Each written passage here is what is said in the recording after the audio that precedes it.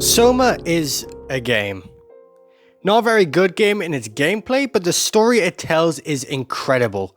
But I can't hark on the gameplay too much as the title suggests. I've never played it.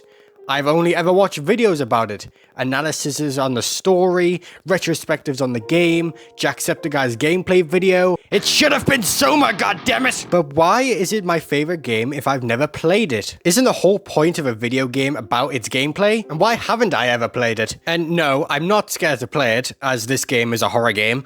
And no, it's not like I can't buy it. It's right there for a very good price, may I add. Jesus Christ. What the fuck? It's because I know the story. I've seen all there is to Soma, and that's why I've never played it. Once you know the story, you've played Soma. Soma doesn't drive with its gameplay. Honestly, from what I've seen, the gameplay is quite tame, but it focuses more on the story, the mind games, and the existential fear that is death.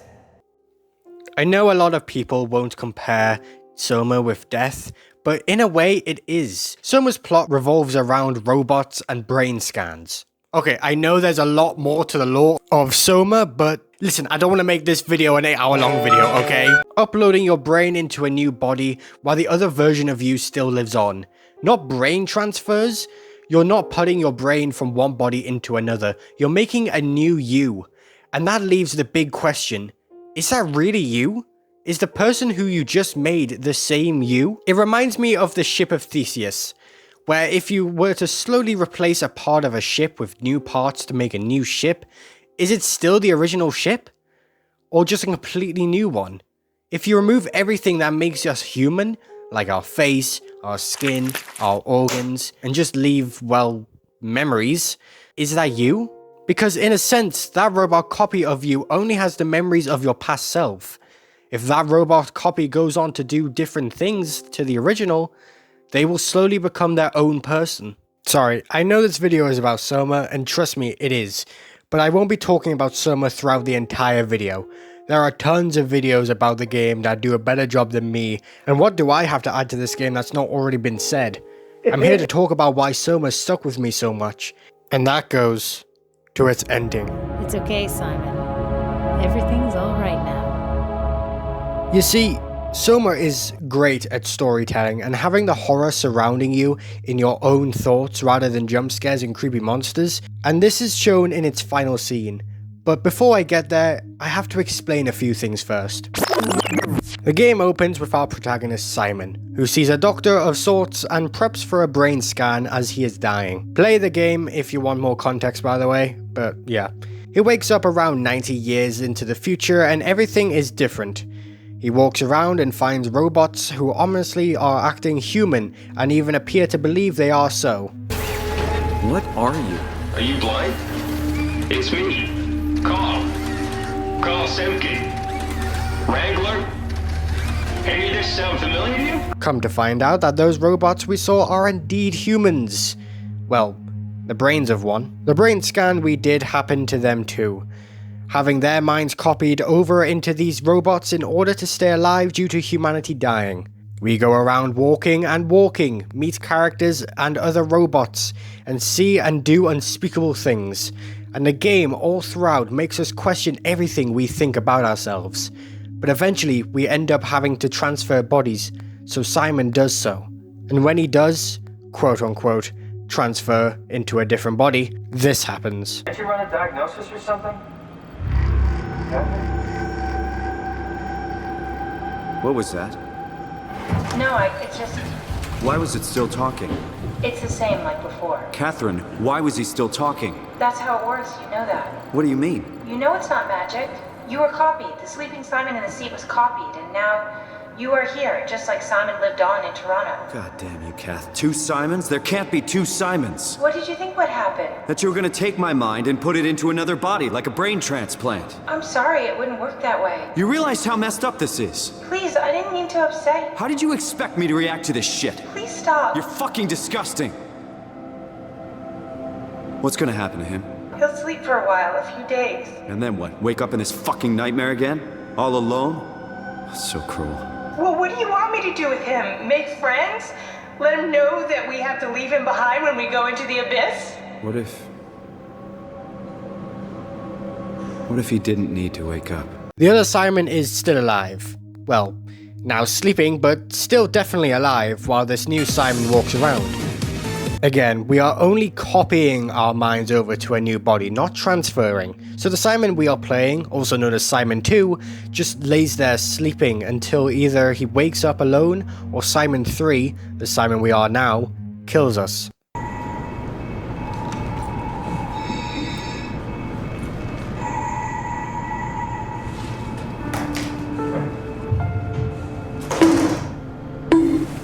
And I mean, imagine being Simon and thinking you're transferring your mind into a new body, then thinking it didn't work but then falling asleep. And let's just say Simon 3 didn't kill Simon 2. Simon 2 would eventually wake up alone. No Catherine, one of the main characters I didn't mention up until now, and no way out. Completely alone. Also, may I add, these robots can't truly die-ish. I mean, they can be killed, but not by the human means, like starvation or dehydration. Simon 2, if he wants to get out, would have to actively go out of his way to try and kill himself, while thinking he was going to be okay in a different body, and with Catherine. Anyways, we move on and we end up having to copy our minds into the Ark, which for the sake of this video not being too long, is just like a VR world. Simon and Catherine do so and implement their minds on the Ark, only for Simon to find out that he's still trapped, still under the ocean. He argues with Catherine that he isn't on the Ark. I'm still here. I'm still here. Catherine? Catherine? I'm here. What the hell happened? What went wrong? Nothing. They're out there, among the stars. We're here. No.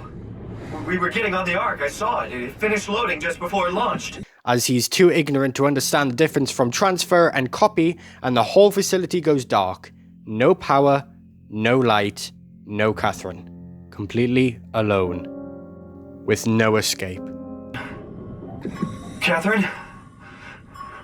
Catherine? But then we see through Simon 4's POV him on the Ark. But is this even Simon? There's been 4 Simons throughout the game, and the final copy is now living on this world.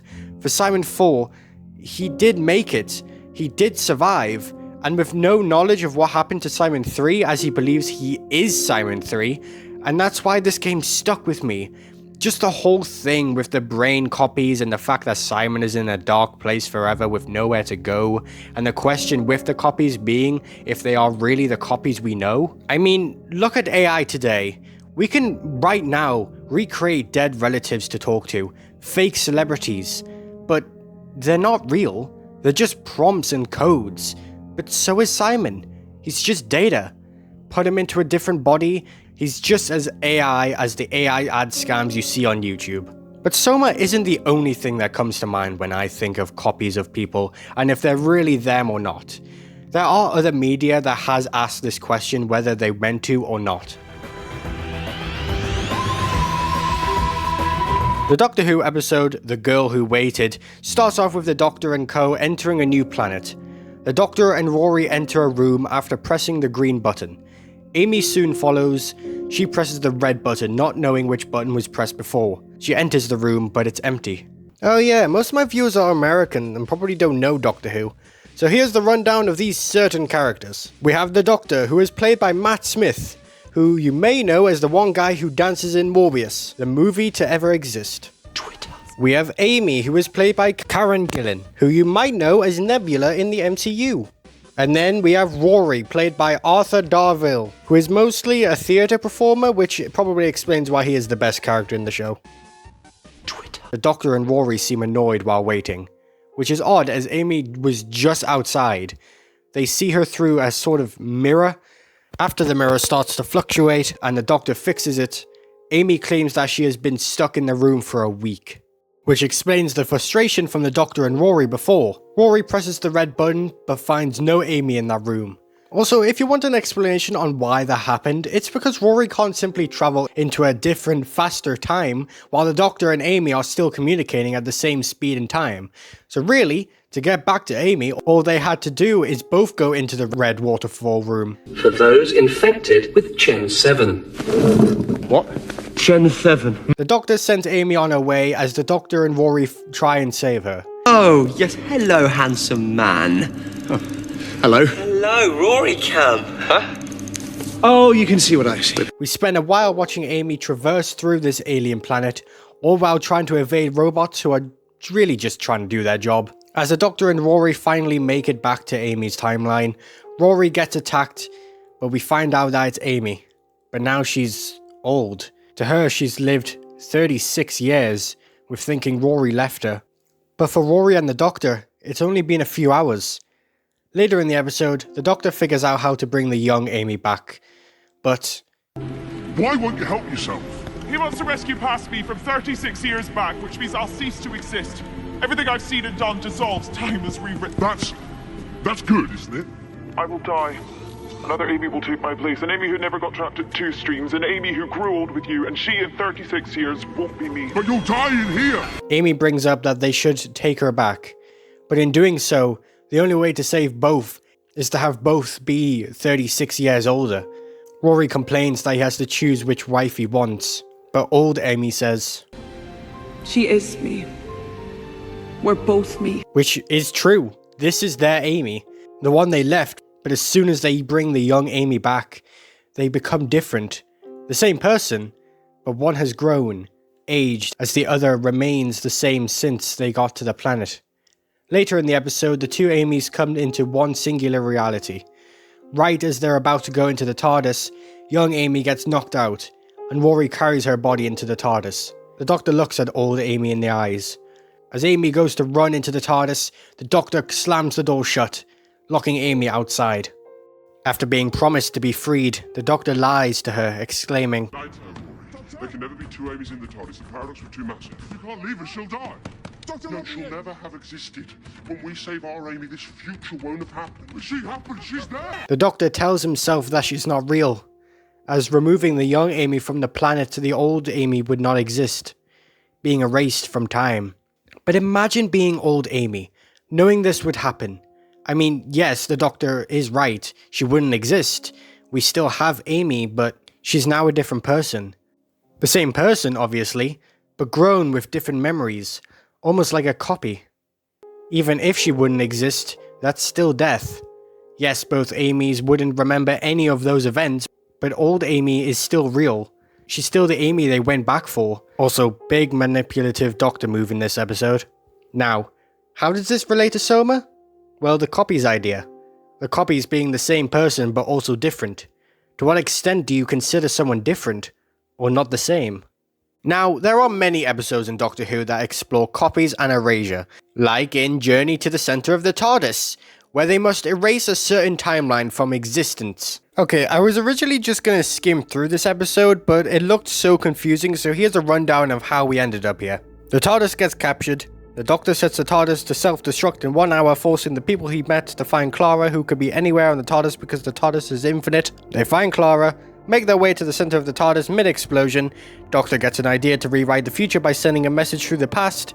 By doing so, everything the Doctor and Clara has gone through, everything they saw will be erased. Now yes, they had to do this to save the TARDIS and themselves, but for Clara, erasing the future is to erase yourself. But that timeline still died. The Doctor and Clara... Oh yeah, Clara. She's played by Jenna Coleman. She played Joanna in Netflix's The Sandman. Anyways, back to it. No, it should have been me. It should have been me! The Doctor and Clara from that timeline still died. Even if they technically don't exist anymore, they were still alive. Still a copy. And even the episode Heaven Sent, the most popular and well-liked episode of Doctor Who, sees the Doctor dying over and over. Oh yeah, the Doctor changed actor. Okay. He's now played by Peter Capaldi, not to be confused with Lewis Capaldi. He played Sid's dad in Skins. There's your reference. But it asks the question of, is this even our Doctor anymore? The Doctor dies and a new Doctor spawns in. So, is this still our Doctor?